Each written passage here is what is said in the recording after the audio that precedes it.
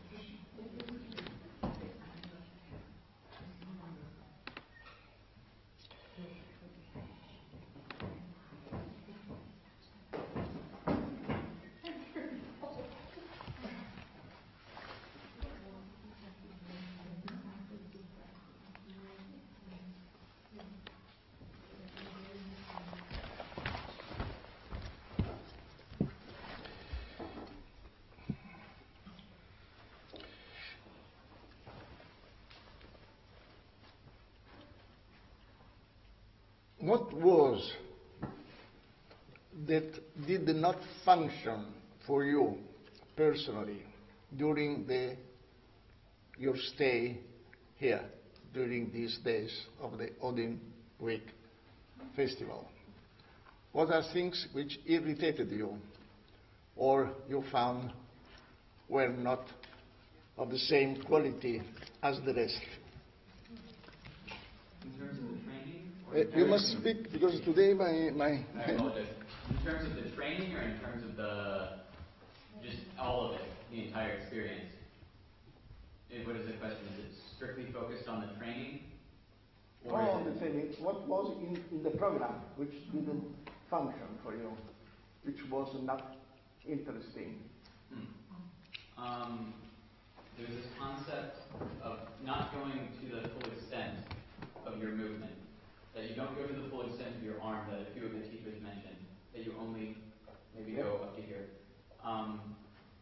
For me, maybe this is just a result of my past training, but I found it more functional to actually, with the entire body, continue, and then energetically perhaps continue with that, not necessarily to limit the movement to joint bending. In the program. In the program. Oh, I don't. In the exercise. Yeah. You're asking me, or what? It's a constatation. The fact of not going to the extreme. Mm-hmm. Why are you mentioning this? I thought that was the question. I thought you were asking. No. The question was if in the program, which is composed of many elements, there was something which didn't function. Food. Was good food or not? Very good. Yes? No complaint about food. Lodging. For instance, madrasses. Are they good or not? Yeah? All madrasas are good. I don't know. About the food, I have to say that it was nice sometimes, but I missed fish. There was fish yesterday. One day. No, it was two. 2 days. All right. I will. Yeah. It doesn't matter. I will. Fish, like salmon, or like not mixed with wood. I know that it is an alternative. Roberta deals with an alternative restaurant, which is organized by handicapped people. In addition. I will say that more fish. Yeah, fine. Let's elaborate it. So no problem. more fish. Yeah?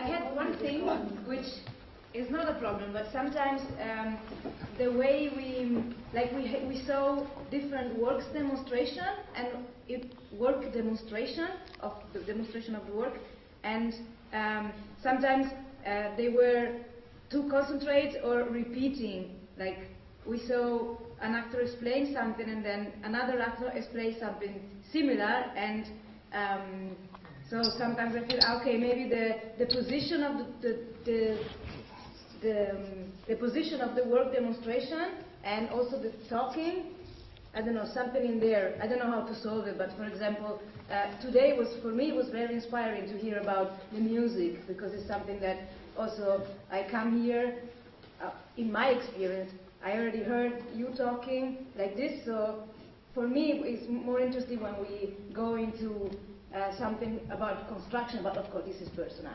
But I thought there was introduction, like the introduction is, I felt a little bit, I received the introduction a lot.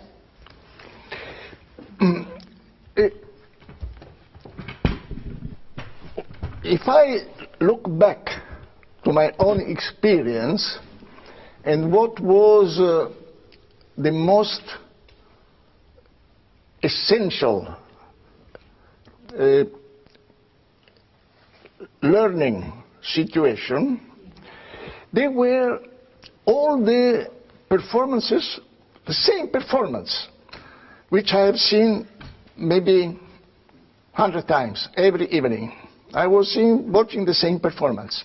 These were the performances during 3 years. I was in this small theater of Grotowski in Opole, and they were performing, not every evening because there were not enough spectators, but regularly. So I was watching these performances. I knew them by heart, in reality. And by saying heart, I'm speaking about my muscular the totality, because I could recognize at once. I could do everything the actor was doing, each of them, because I had been assimilating with the body, not with the head. And much of my belief is that repetition is fundamental in letting the organism acquire a sort of security which can be done almost mechanically, so that a part of you can be free to discover other things.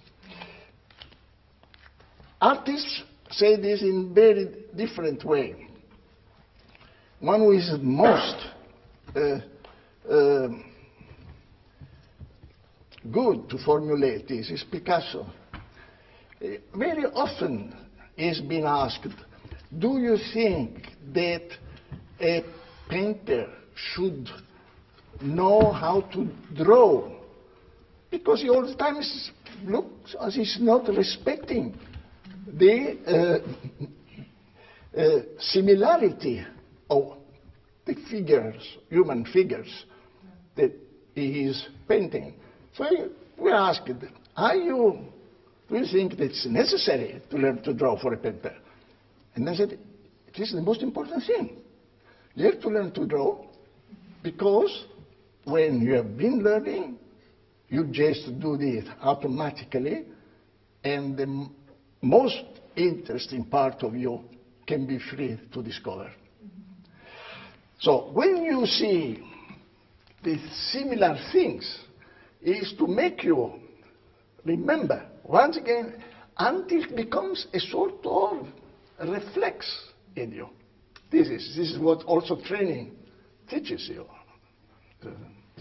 So there are a lot of repetitions of similarities, although each of them are presented in a personal, different way, but the principles are the same. And what is important for you is to see here an actor's culture based on principles. They think in principles, and then they can show it in their demonstrations, in their personal ways of dealing with this profession, but in personal ways, but the principle is the same.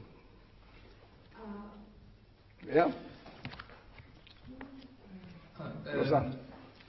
Yeah, the presentation that Elena presented this day, I think the quality of that presentation was quite lower than other work demonstrations.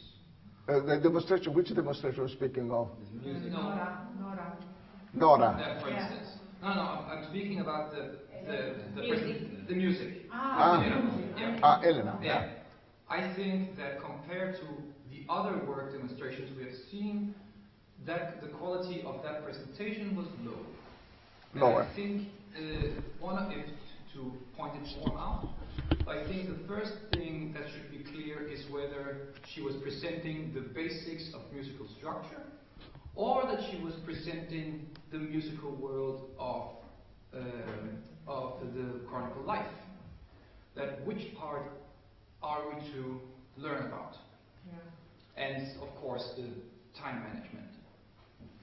But I think you should mention this to her. Do it, Gustav. Afterwards, I was speaking with Elena, and I told her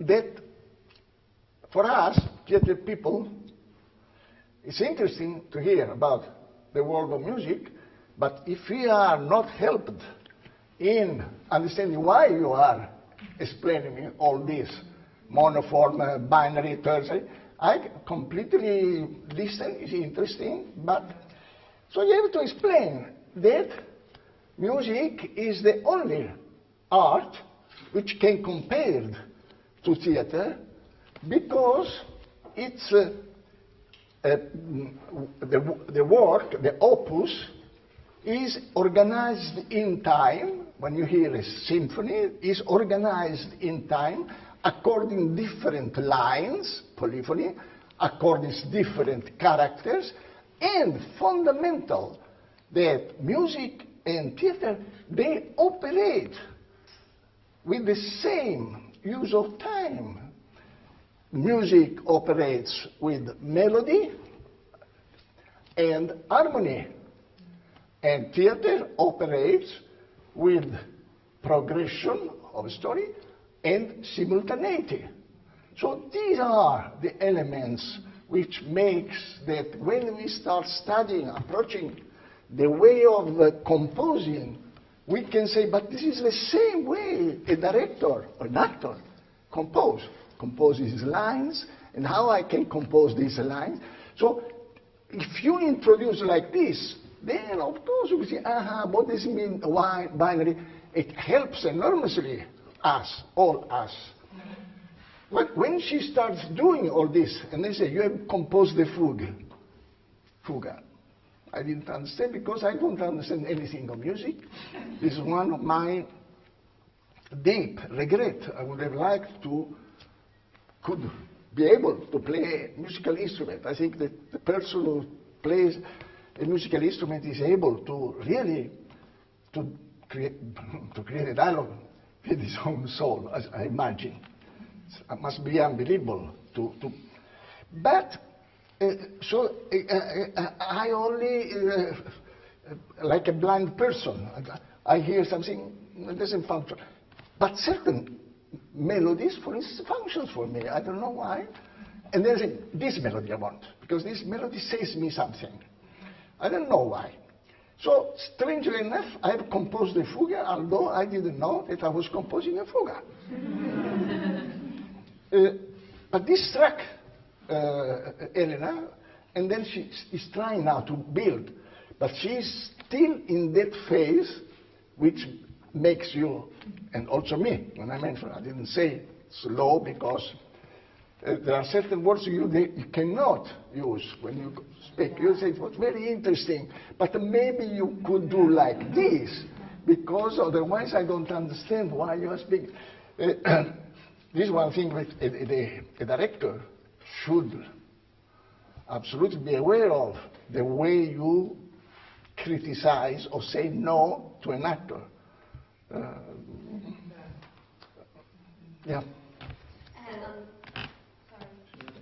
On the other hand, I think that as we have first training with Elena, we did like she did. Like first, when she was a baby, assimilated that in the body, and we trained before with the rhythm, with trying to recognize the tempo, and then she tried to explain.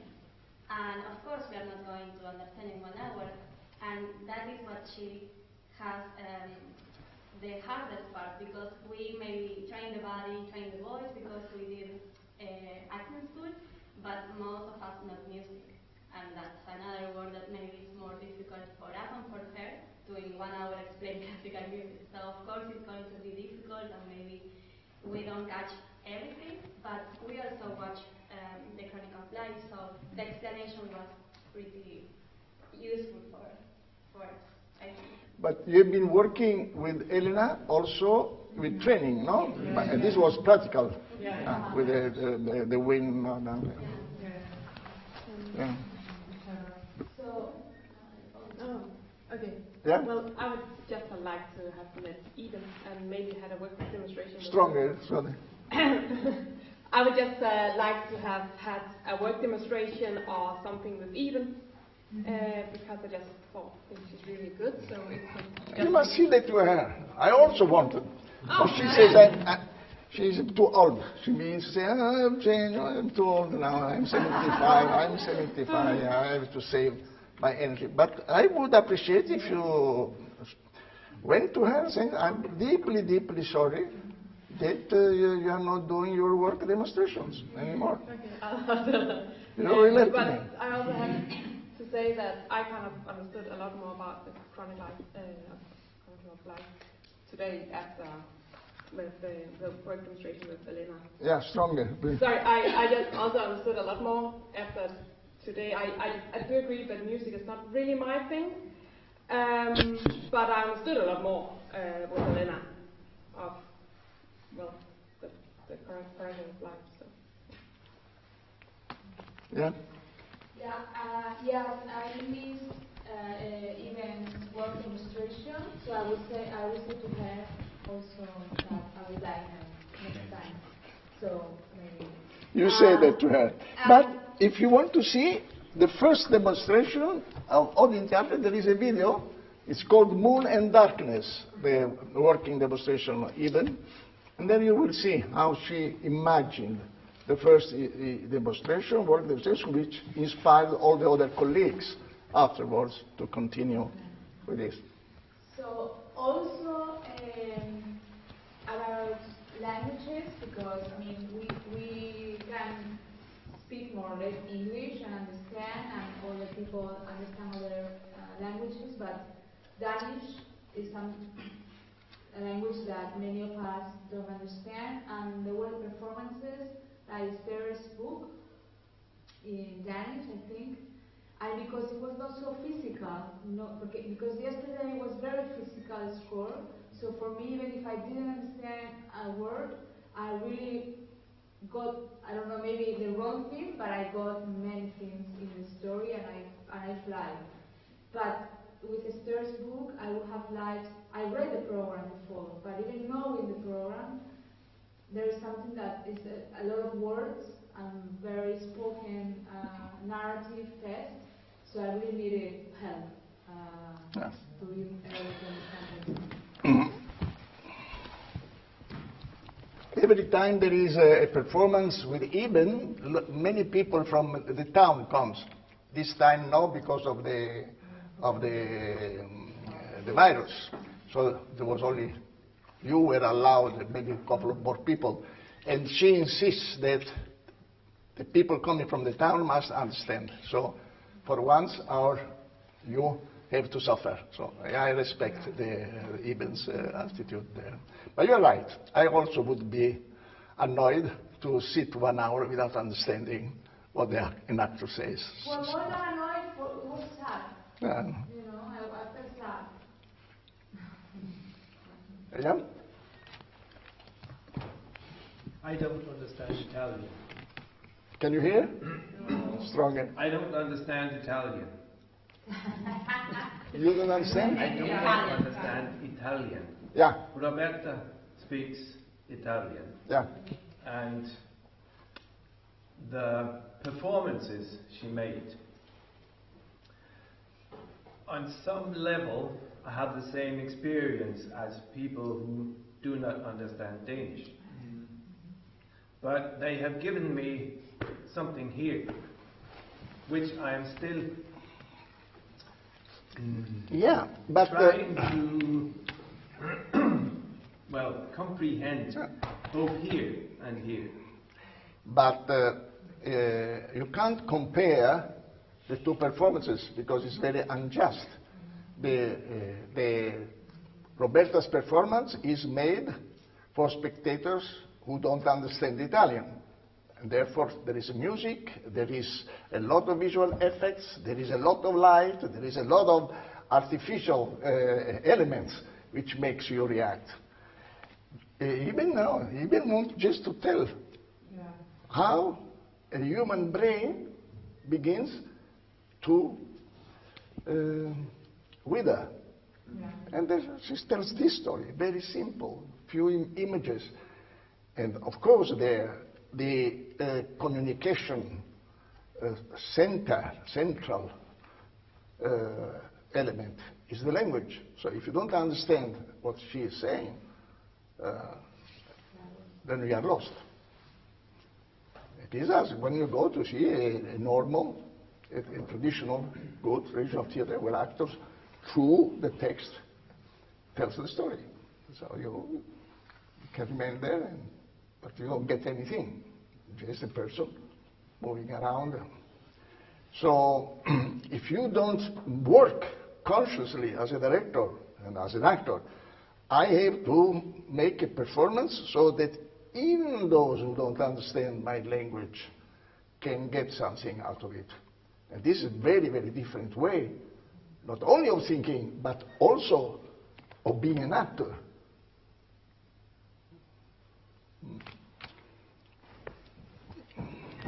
The very first day, I wished... Stronger, so also the other day. The very first day of the week, as we saw the growing life, and after that we were hanging together. I wish it could be vice versa, because after it was a very big performance, and after that at least I need some room to digest or talk or to take, because it was full of the images and things. And then to next program, it was a little waste, and it was pity for that. I didn't have enough time to digest it. So And how should it have been? After the performance? after the introduction was after the performance. My introduction. Yeah. You're right. You're right. In old days, it was first the introduction and then the performance. In old days. Because of our friend with the virus, we had to change. It was like this before: introduction, performance, and then we ate together. Now, since you were potentially dangerous to us, we could not eat together. Therefore, there was. But I agree with you that after, especially for people who have never seen Odin theater, after the performance, they need to be with their own confusion.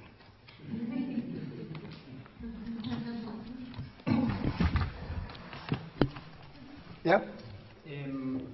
Being in this place, Stronger. Being in this place, something happened to the people because they are exposed to all that happens here, and all what happens here. Yeah. And we unconsciously we change inside. Our perception changes. and somehow we become more like esoteric. and then sometimes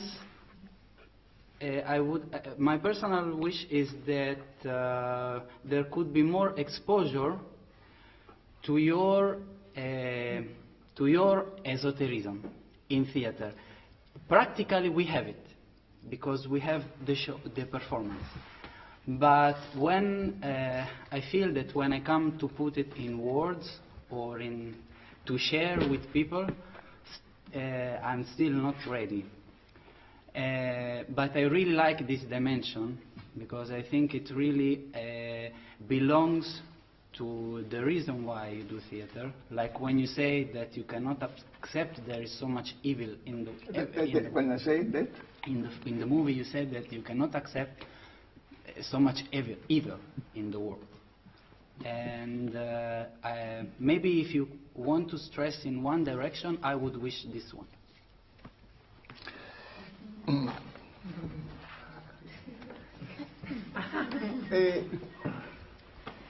What is esoteric? Esoteric is the opposite of exoteric. The exoteric is what we see, I can touch. Esoteric is what we can't see. It's a sort of reality which is hidden. And you're right.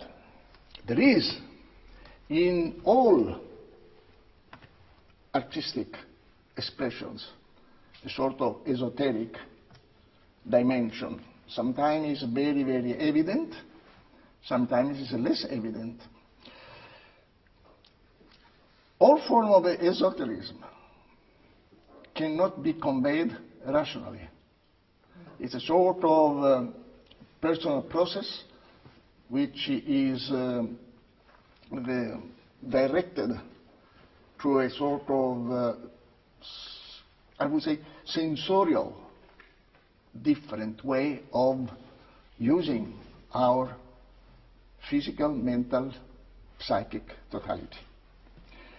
Therefore, training, it's very strange. If you do training every day for several hours physically, repeating more or less a certain limited number of schema, small structures, the exercises, variations, then of course something very strange happens to you. I never understood, because of myself never done this experience, but I could see in my actors that they changed. Not only they changed in the way, their body, it was a huge physical transformation, but also in the way they were improvising, they were coping with space in the relationship with colleagues when they were working in creating a performance.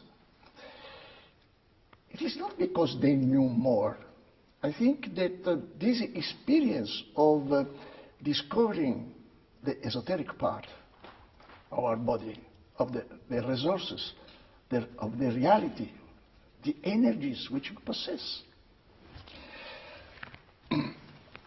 I always asked myself, when I left Italy, I was 17, or not 18 yet, and I had been in a military college. I should have become an officer in reality. And then I learned a lot about also history. But in this history I was never taught that it exists something like fascism or Nazism or Auschwitz or Hiroshima. Strangely enough, the lessons in history in my military college ended with the Italian victory in First World War.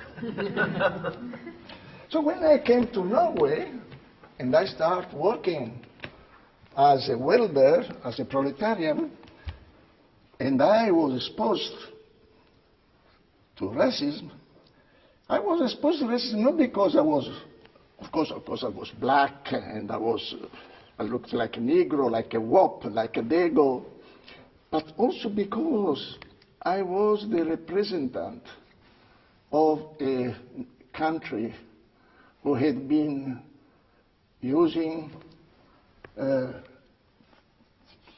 flames and oppression in Abyssinia against women, against children, against innocent people. A country, a fascist country, who had been participating in the Spanish War on the side of the fascists, of Franco, that had participated with the Nazi. So this was also a huge motivation for people to treat me as Italian fascist.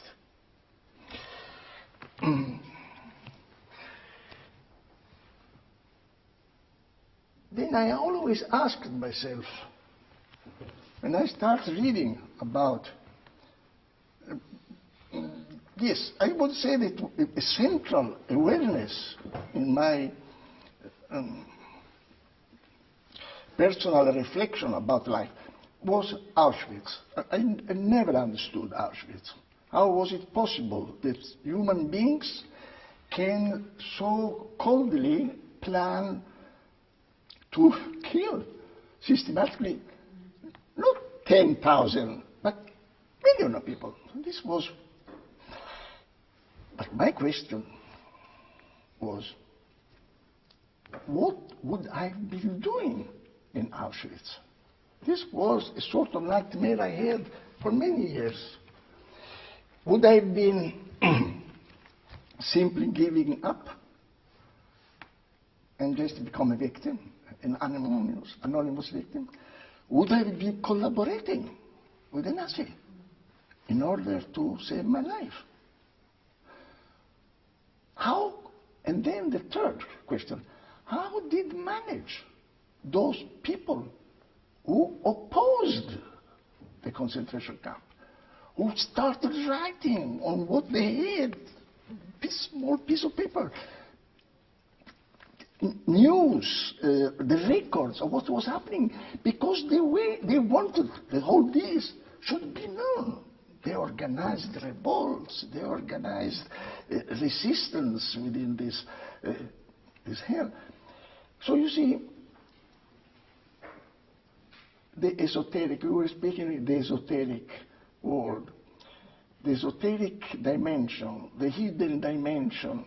The hidden dimension, you discover it only when you challenge yourself, or circumstances challenge yourself, oblige you discover who you really are in the mediocrity of daily life.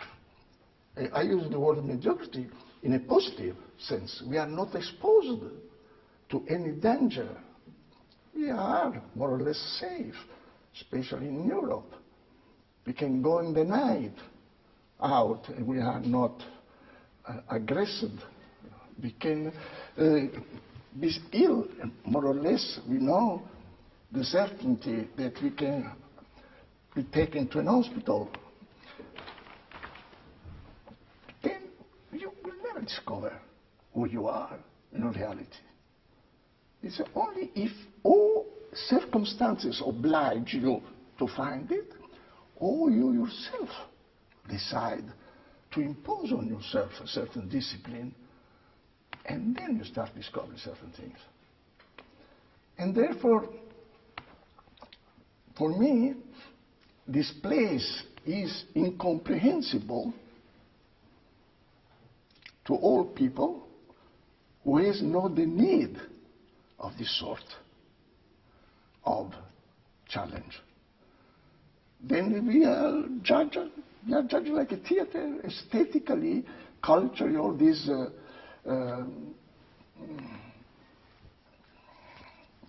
way of explaining, which doesn't mean anything, are just ciphers, words, empty words, statistics.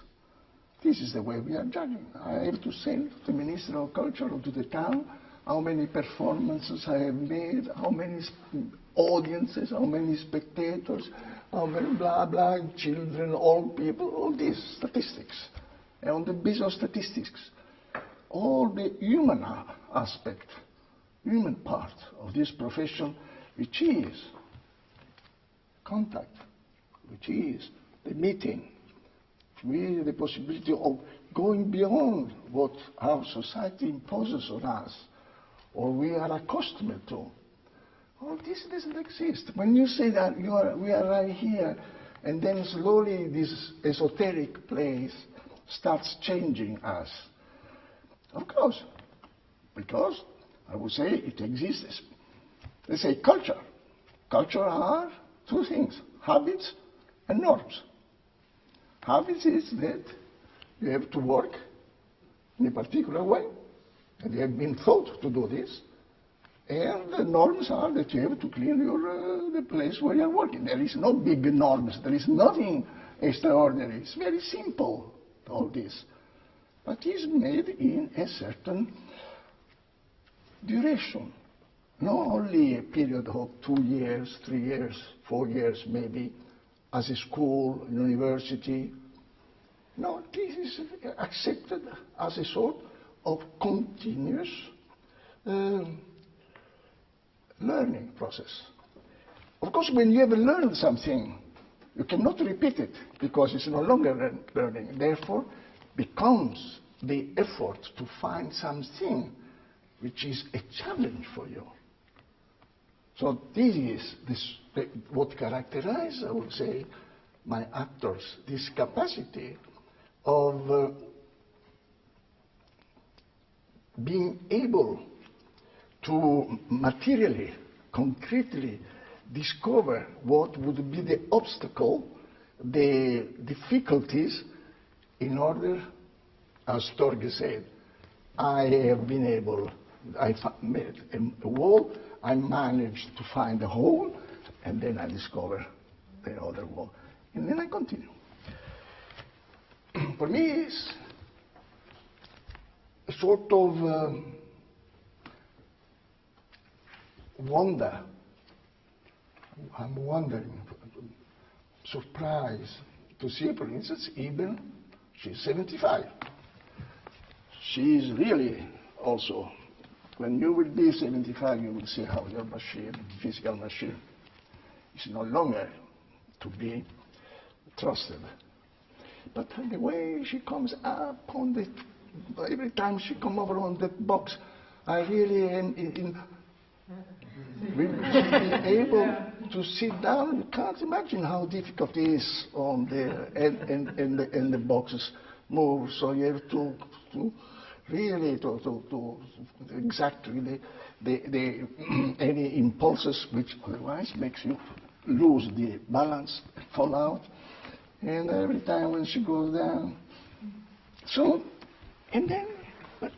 But when I say to her, maybe we should find a solution. She said, no, I will try to do this. And this is fantastic. That still 75 years old, you still accept the challenge. But this has been learned by training. This is not a merit of talent or ideology.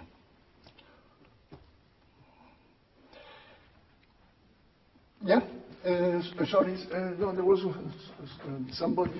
Oh, okay. Yeah, no, sorry, you.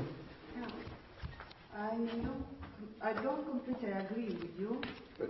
I don't completely agree with you when you say that in our societies, West society, we are much more protected. Much more? Protected about the yes. How to say? I don't remember because you were speaking then, and then I've lost my think.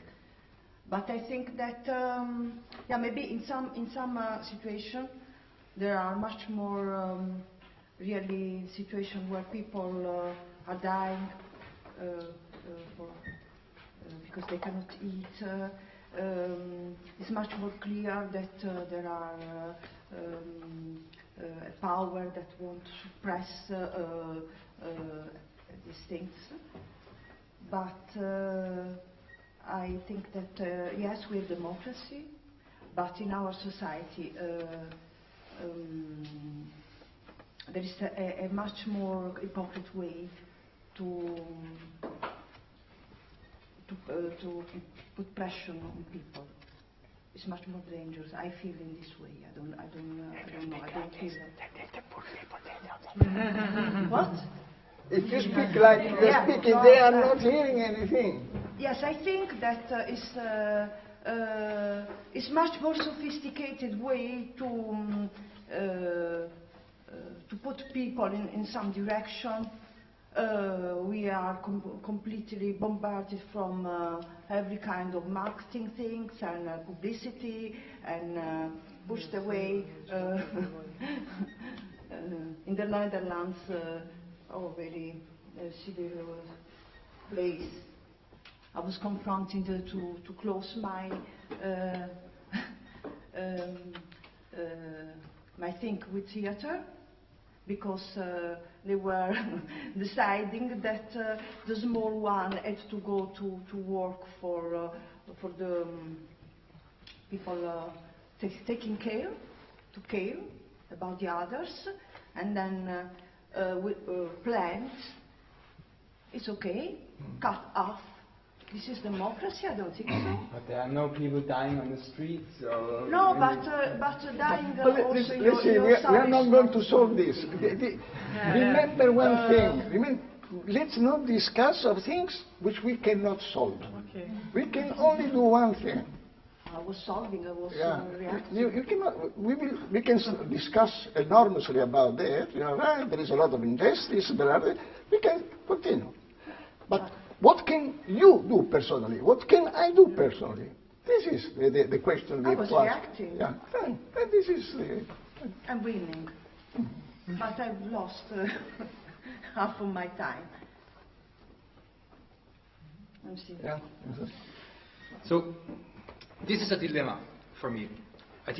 Because so when the Odin Theatre presents itself, Holstebro is a very big part of the Odin Theatre. But during the Odin week, we don't have time to go there and actually see the city that made it possible. To go where? No. To go where? To Holstebro. To Holstebro? Yeah. To the town? Yeah, but I think judging by the amount of time that has been set for it, I think it could be more. If you could go to Holstebro? No, we are going there tomorrow, yeah? Yeah. I think that the time that you have planned, it could be more than it is. Longer. Longer? The Odin week? No, the amount of time we spend on going to Holstebro tomorrow. Yeah. Could be more than it is. But what is in Holstebro? Yeah, do you know? Do you know tomorrow? No. That's, well, the theaters, the audience here, that's one thing. But I suppose that all the things that you've been talking about in the history of, where, for instance, when Kai showed where his Colosseo was built, or about the Giacometti that's somewhere in the town, or when the ballet academy is mentioned, there is not enough time to explain all of these things in that amount of time that has been planned. But the downside of suggesting spending more time in town is, of course, that it may cost a work demonstration or a performance. So it's not that one of the suggestions are right or wrong. It's a matter of taste. But I wanted to bring it up because I think it's important. Yeah.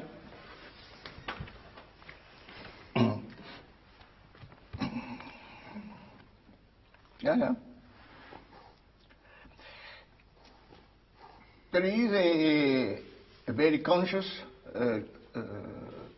choice that if you come here, it's for professional reasons. And although we do a lot of activities in town, it is not them which we are presenting to you. but more the work on yourself as an actor or a director. So this is, we could make the whole of the week as a sort of story of a relationship of a group of foreigners coming to a small town and becoming the town's theater, and how it happened, all the evolutions, etc. But from a professional point of view, it would be very useful, I would say, according to me. And therefore, what I want is that you suddenly experience 10 days very particular, where you are simply cut off from the reality of the world. And this is a luxury which you probably will not experience anymore. And in fact, even less. Yeah. One suggestion for the program I have is to have a partner with whom I every day could try to give words to how I experience myself and Odin. Are you asking me, or you want the possibility of such a situation? I would like this possibility in the program. Yeah, but I imagine that you by yourself have found people who have certain affinities. I was here today sitting there, and then I suddenly saw our Taiwanese friend playing with, I think, an Italian who was sitting beside with you. They were starting there, and she's very, very reserved. So she's found a dialogue, a very particular dialogue. So it's up to you. But I can't program that, say, Zhao, well, you will have to speak with Gustav. No, you have to find that. If you want to be alone, many people want to be alone. Just remain. They have the right to be alone. Some want to find someone that they found. But we would not, I don't think I would accept that Roberta organized much of this. I would say, Robert, let people be free. Also because I myself very reserved. When I'm in a group of people, at the beginning I'm very shy, and then I slowly begin to direct my attention to somebody, and then slowly, don't press anything. Diversity, we have to respect diversity. This is. This is a bit like Klaus. It's like a suggestion or idea that I don't know if it would be interesting or not. That would be to have a little space in the program, or even after the program when we finish the performances, for example, that we have a little time. And since most of we are working in our countries in very interesting and diverse projects, that we could do a kind of presentation of our projects to each other in an informal but structured way. And yeah, this is a now you've been working towards a barter. Yeah. So this has been a sort of possibility of mixing together, but when we finish is about 9 o'clock. There is the possibility for you to come in any room and continue to work and organize. I was just saying because in some ways there is, it's good that there is that possibility, but for example, if we knew in advance for the next participants, if they knew in advance, they can bring, for example, flash with a presentation or documentary, so all the participants know that maybe there will be a space and they can bring some elements. We have special seminars for them. where participants come with their own scene, structure, or something. We call them cohabitation. So it's very, very different from the Odin Week Festival. Very often, at the Odin Week Festival come also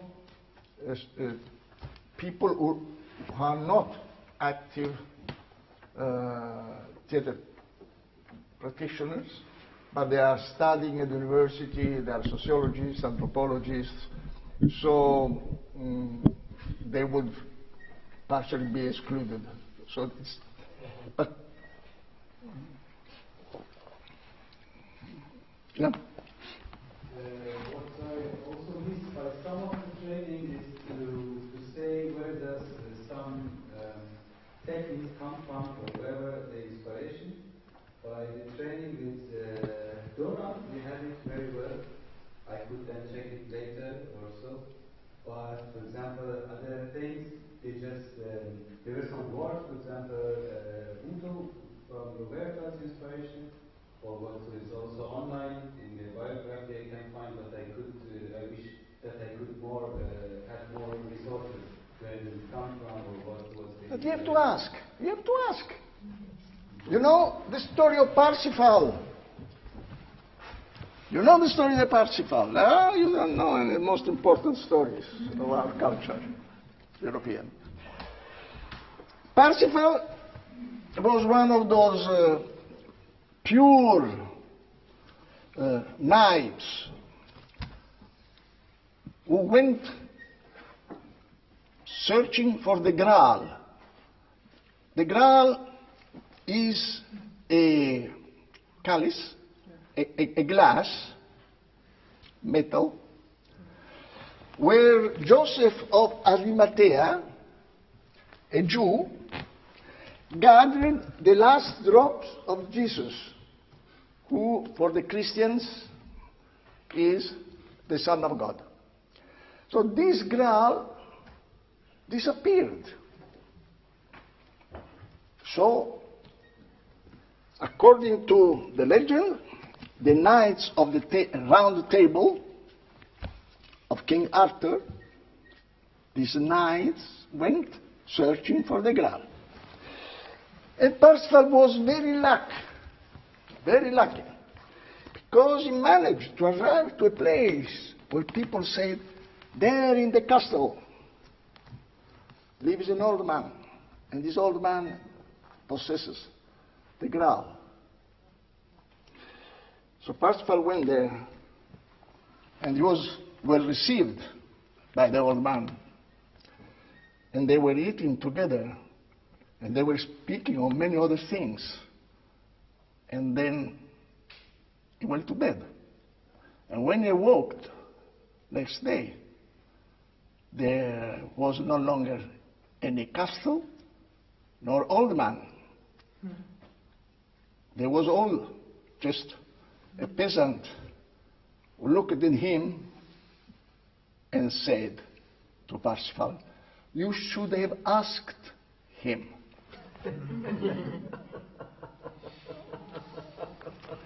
So, you have to ask.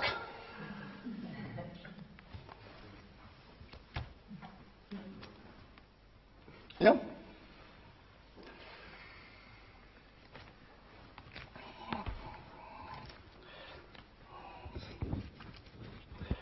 Here are the final questions.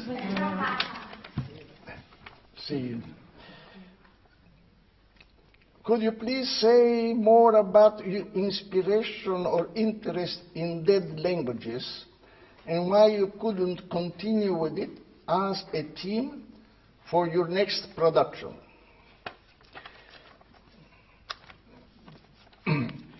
Each of us has certain interests, very difficult to explain why. I don't know why. I found that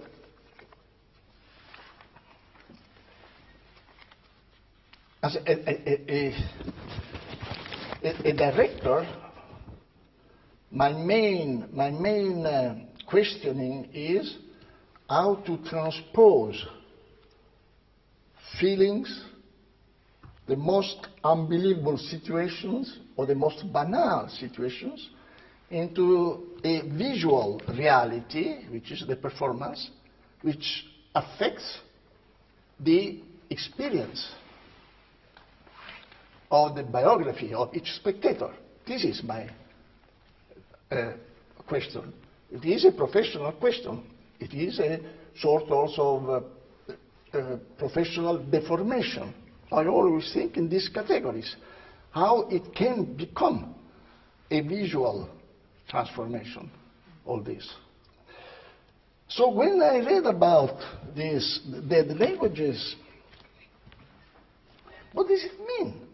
But you can go to YouTube and you can see, for instance, that there are languages which consist of whistling. There is in Mexico, in certain part of Mexico, and then you can see even films of linguists reconstructing with old people these languages.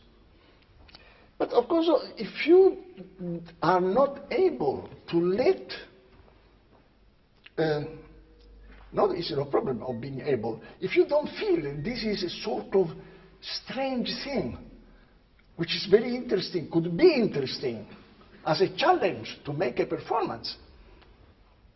So I made a performance, the tree, because I read an article in the newspapers. Very often the subjects of my performances come from newspapers. I read newspapers and see also television.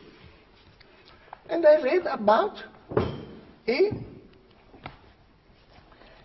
the civil war in Liberia in 1993. In Liberia, there were Africa, there were warlords, different tribes, and they had armies of children, soldiers, child soldiers.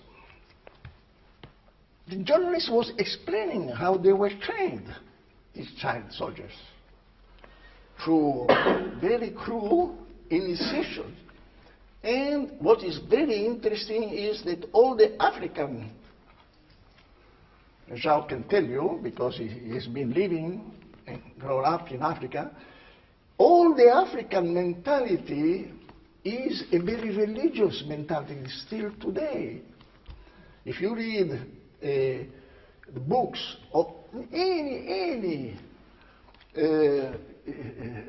historian dealing with the concrete situation today in Africa, they will present the spiritual world of the African, which consists in the fact that exist forces in the nature, and these forces incarnate, become embodied in certain persons.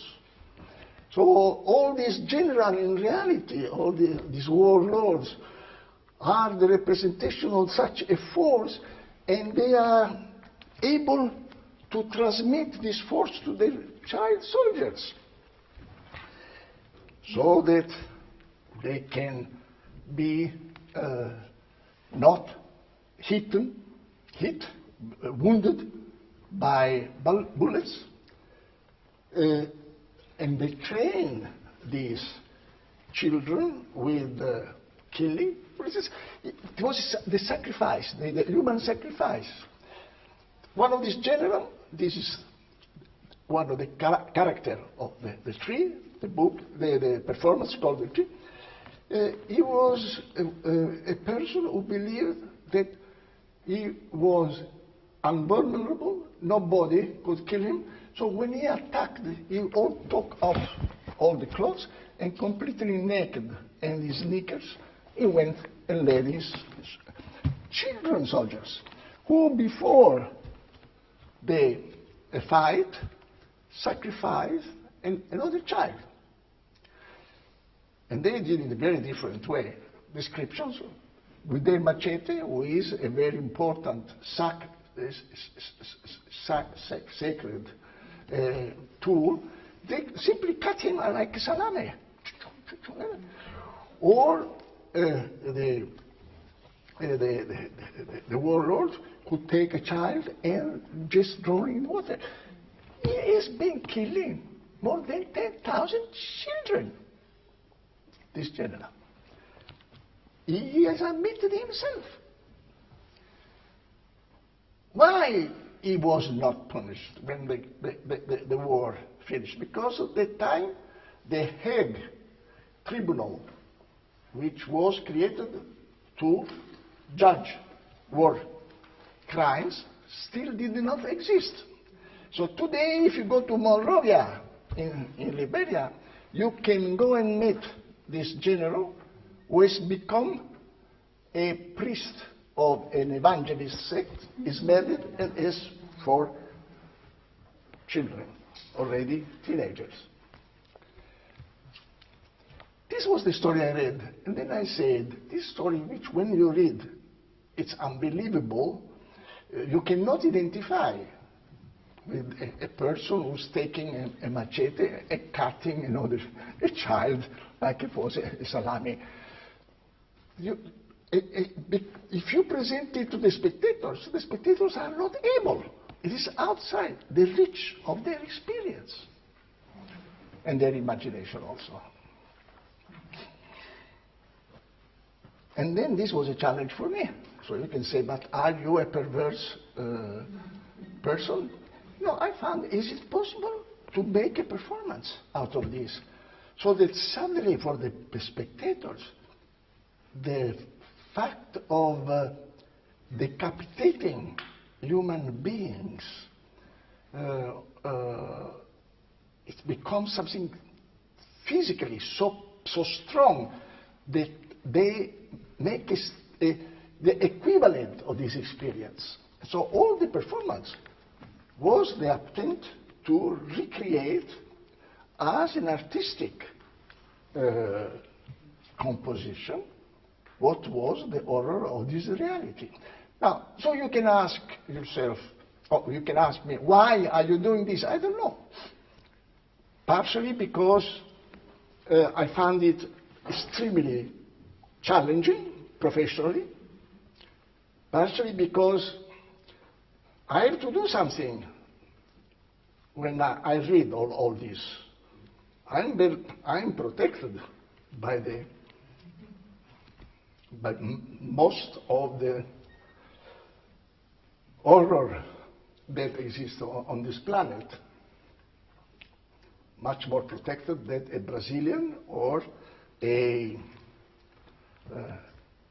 inhabitant of Namibia. So, if I want also to express that part of me, so I can do this to the performance.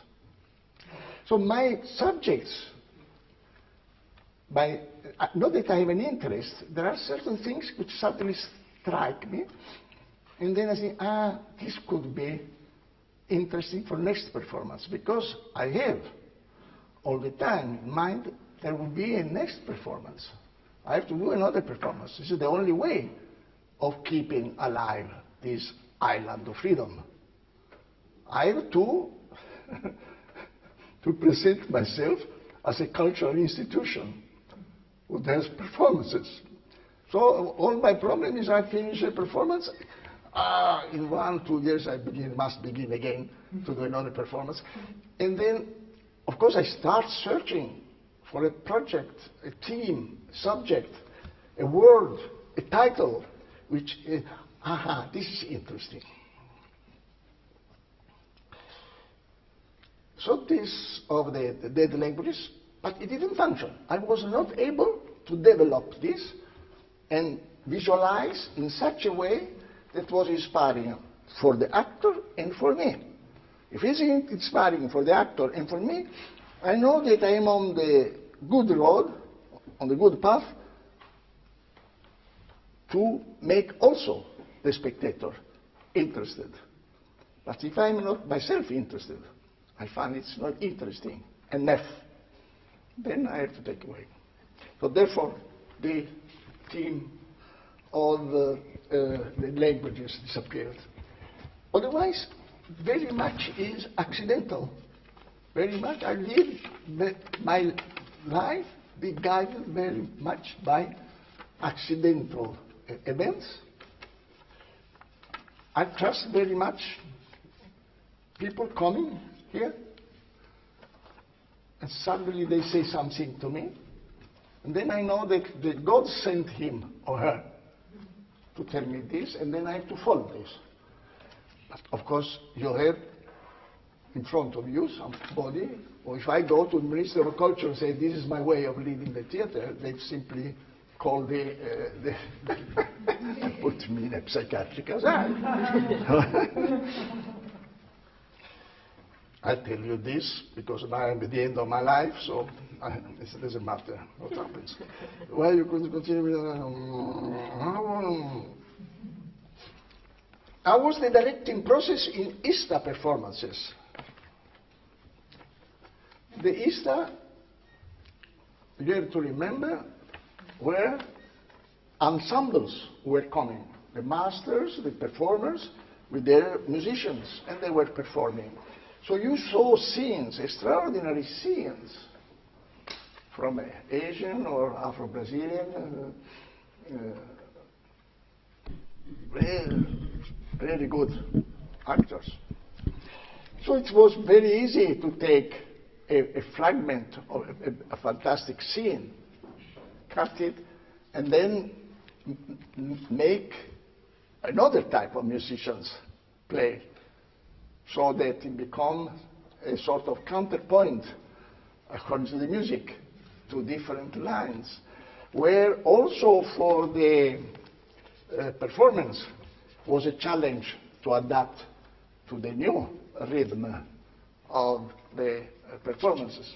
So this consisted, let's say, the complicity and the reciprocal pleasure of decomposing the structure of a performance, taking segments and recomposing a completely new performance where music didn't fit with the original scene, or an actor from one tradition was meeting and creating a dialogue with an actor of Japanese with a Balinese, for instance. All this is very abstract if you don't see. Experience what makes all those actors have in common. They have something in common, which is the formalization of the body. They are not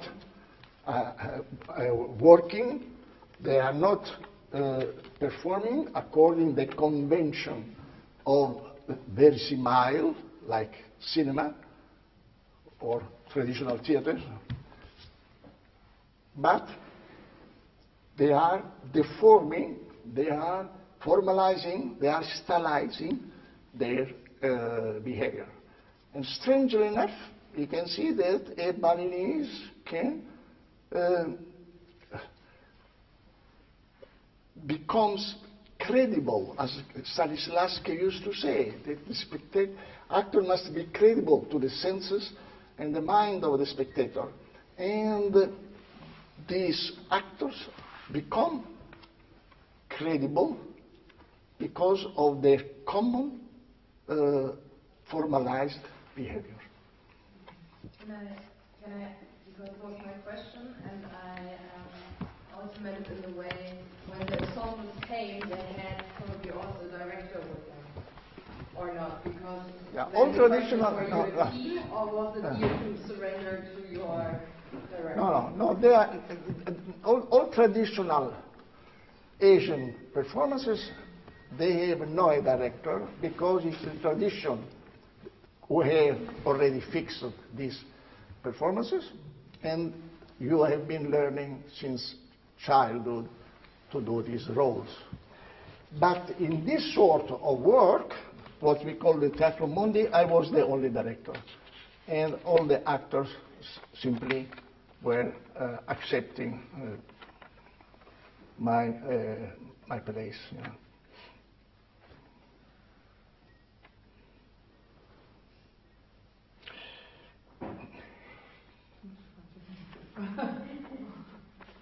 What are your greatest qualities as a director?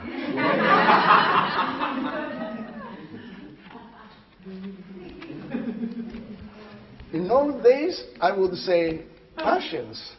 I am very patient with my actors. Patient? Patient. Patient or patient? Patient. Paziente. If you ask my actors today, they will say, no, he has become so unbearable. He can't. He acts. And it's true. I have become much more impatient. Ask myself why. I think that, for instance, towards the young, Carolina, Luis, I don't react. When they do certain things, I'm rather patient and explain or say, just do it again. But when my older actors do something which is unbearable to me, because so stupid, an actor with such an experience cannot do this. Then I react very, very strong. I've discovered that I react very strong. This is the reason why sometimes I explode during the rehearsals. But I have a strong feeling, or I'm reacting very much to what is justice. I find that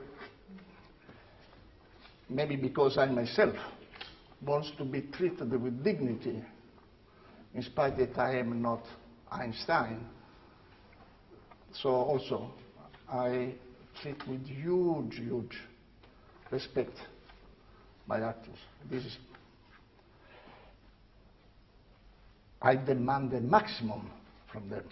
This doesn't mean that I love them and I protect them. No, I'm rather the one who throws them in the water and say, learn to swim. So I'm more of that type of mother or father or uncle or grandfather. It is really very rewarding, the energy you get back. You are using a lot of energy to inspire and to push a person to go beyond his, her limits. But it is very rewarding to see when this person is fighting, struggling, and discovering something which is surprising for himself and also for me. But it is a huge amount of energy which you have to use. I am very impressed by certain of my actors who, after working with me, rehearsals the whole day, they go and work with their own actors in the night, in the evening. And for me, I admire it enormously, and I envy them, the forces which youth gives. In order to be a real rebel and do titanic efforts, you must have the energy of youth. Therefore, people go around and say they are wise.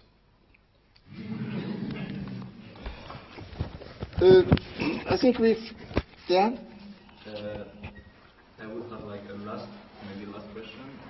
I realize, and I think I'm not the only one, that your actors don't really accept the applause at the end of the plays. And I wanted to ask if it was like all of them are sort of humble of their work, or if it's something you ask them.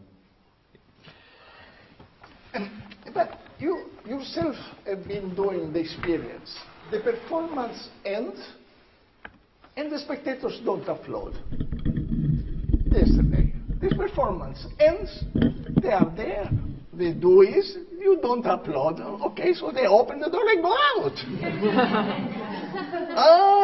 So you walked, so now we applaud. It wasn't like that. No, it's because we are scared, like maybe it's not finished But yet. they didn't do that. They went, they stayed there, and the lights and we were with them, so not with us.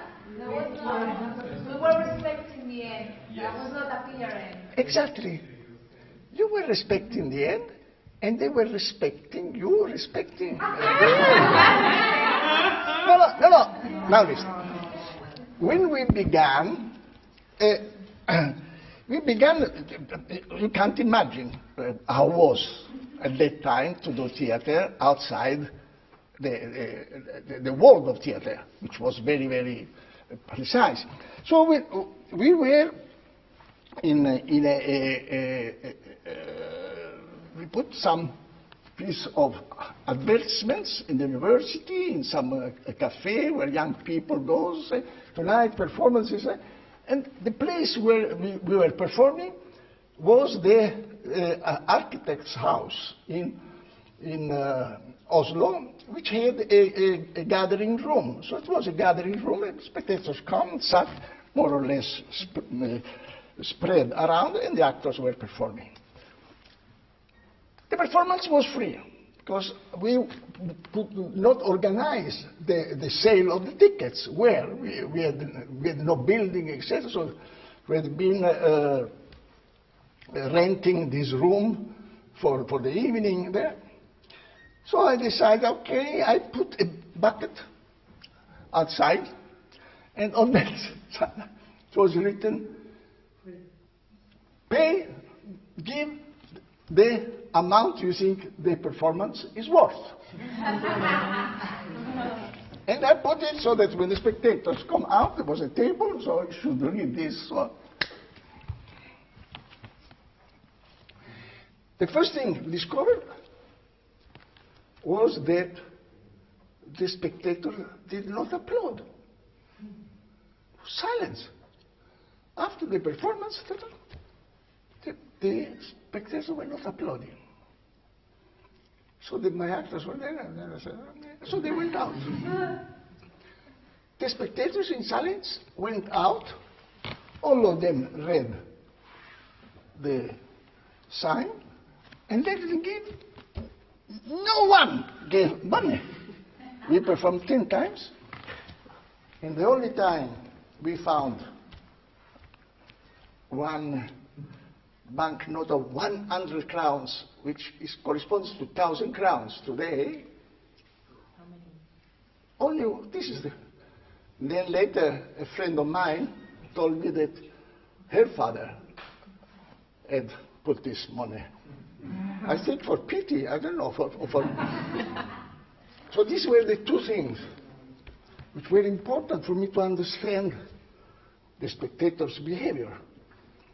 If the performance troubles them, confuses them, they don't applaud. The reflex of applauding disappears. And you can see some of the performances automatically comes the applaud immediately, and it is meant also to do this. Others, no. Others, you remain, and you want that the silence continues in order to remain in this sort of world in which the performances are taking you. There are performances where the actors remain and take the applause, and there are, you will see, the Odin Week festival is not finished.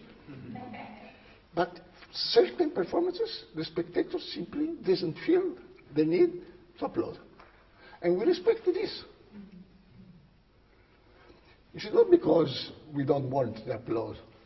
It is sometimes, it is a sort of complicity or agreement. We've been doing all this, and applause means thank you, in reality. Thank you. It is the moment when the spectators actively can show their energy. And the more they are enthusiastic, the more they applaud. But sometimes the spectators feel the need to keep this very strange force or energy which is being created and is protected by silence. So therefore there is no the applause.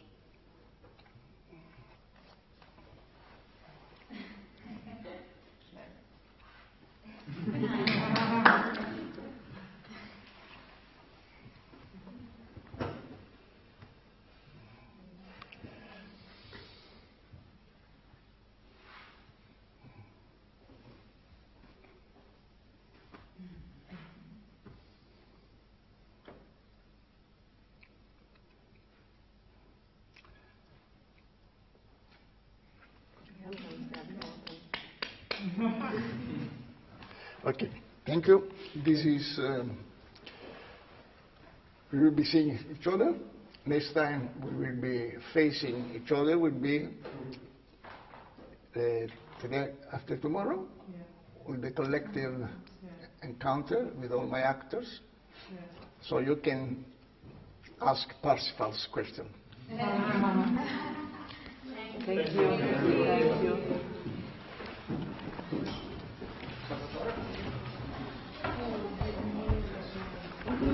Salvatore, jeg vil gerne genreparere din scene udenfor. Ja, den som er gået i stykker. Vi vil gerne have din tilladelse til, at vi gerne må reparere.